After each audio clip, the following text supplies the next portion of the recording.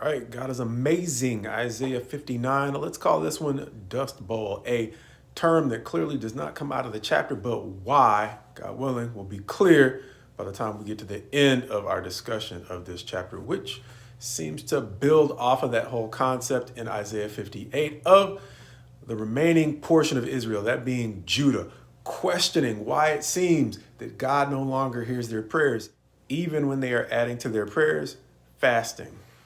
In this chapter, even without discussing the fasting, he builds on that concept with the famous passage in verse 1. Behold, the Lord's hand is not shortened that it cannot save, or his ear dull that it cannot hear. But your iniquities have made a separation between you and your God, and your sins have hidden his face from you, so that he does not hear.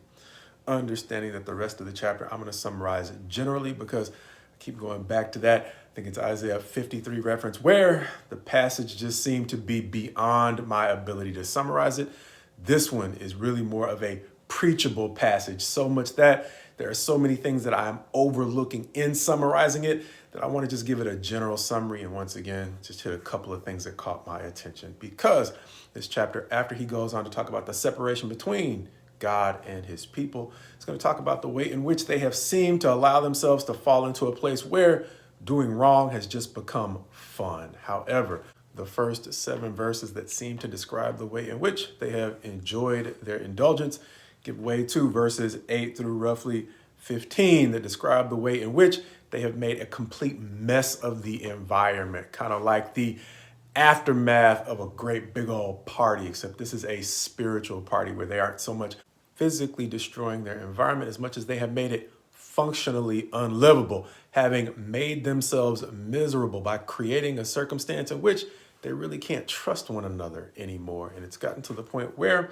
in the final verses of the chapter, running roughly from verses or the end of verse 15 all the way through, I think the final verse being verse 21, he's going to talk about the way in which he has not found anyone suitable, or that he's found suitable to stand for justice in this time. So he's going to bring it himself and seem to solidify it by saying that his words would not leave the mouth of his prophet, presumably Isaiah in this circumstance, but even beyond this prophet, it's not going to leave the mouth of his descendants in the next generation, or at least the generation after them. As we said, however, going back and hitting some of the highlights, one of the things that caught my attention in that first section that is describing the descent of decency, it's talking about the way in which, as we said, they began to have fun in their freedom without regard to how it would downrange affect the livability of their environment in a lot of ways. I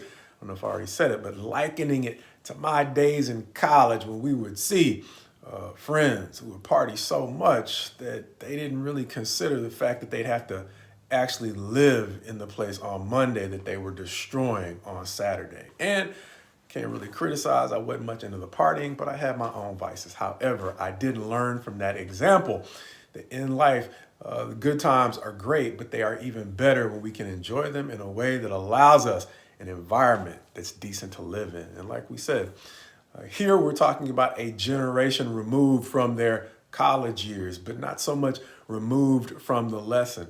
Understanding that they seem to have indulged their freedom to speak so much that they completely destabilized the decency of the environment in which they were trying to build a decent life. And understanding that this chapter looks at it specifically from the perspective of the decline of truth in Judah. Summarized another way, this chapter seems to show us the way in which they thought that lying was fun until they needed the truth and it was gone. And once truth fell, almost like dominoes, likewise, justice and human decency fell along with it. Thus, our title, The Dust Bowl. A time in America where, as I recall from the story, since I wasn't alive then, people found joy in farming the land relentlessly without regard for its effect on the soil until the soil eventually gave in and produced nothing but dust, producing a deep deprivation that followed years of overindulgence. And as the story was told to me, you can correct me if I'm wrong, especially if you lived through that period, but That level of deprivation was sometimes connected to something else that you might find more familiar, that being the Great Depression. America's physical dust bowl and Great Depression, possibly giving us an illustration of the times Isaiah is describing here in Isaiah 59, where he says the result of their overindulgence of their freedom to speak in verse 9 is, therefore justice is far from us and righteousness does not overtake us.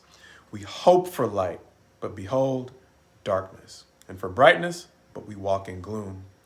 We grope for the wall like the blind. We grope like those who have no eyes. We stumble at noon as in the twilight. Among those in full vigor, we are like dead men. We all growl like bears. We moan and moan like doves. We hope for justice, but there is none. For salvation, but it is far from us. Isaiah seeming to remind us that much like the land, the truth is a valuable resource we can likewise exhaust.